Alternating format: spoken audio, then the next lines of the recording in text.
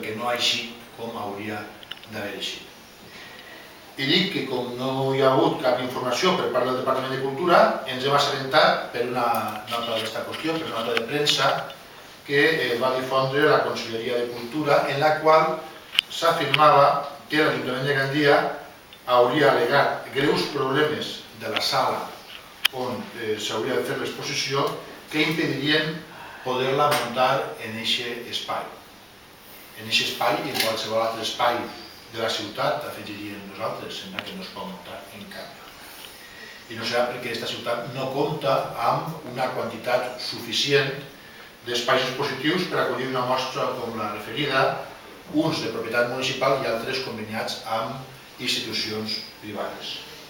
El bloc vol conèixer quins han sigut aquests problemes tan greus, aquests problemes tan irresolubles, què els ha causat, què ha provocat aquests problemes a última hora i per què no van poder ser previstos amb temps suficient per a poder-los haver resolt.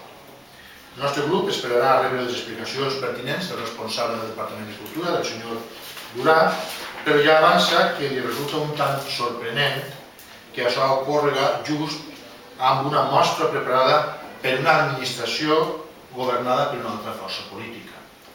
No entenem per què quan ho fan els correligionaris les coses sempre són més fàcils. El bloc no entendria, i parla en condicional, no entendria que els ciutadans i ciutadanes de Gandia se'ns prive del goig de veure, del gaudi, de veure una exposició sobre el nostre poeta més universal pel fet que l'hagi preparada o l'hagi pagada la Generalitat Valenciana. Per una vegada que la Generalitat Valenciana s'estira i fa una cosa encertada en matèria cultural, i resulta que aquests problemes irresolubles impedeixen que puguem veure l'exposició a Gandia.